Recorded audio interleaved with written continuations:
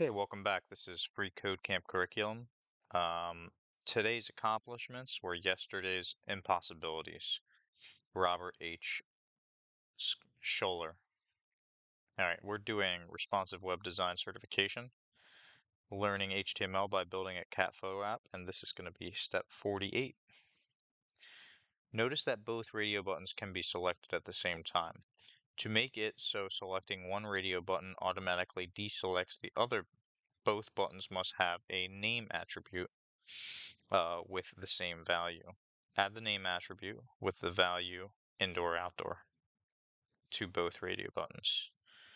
All right, so let's add a name attribute equal to, whoa,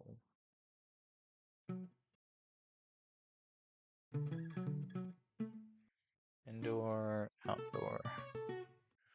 And then we'll give the other one the same thing, name.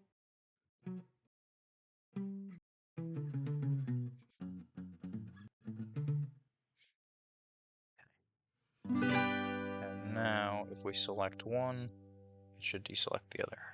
Yep. Very good. All right, so that was it for step 48. We're going on to step 49. Like always, please like and subscribe. It helps me out a lot. All right, see you in the next step.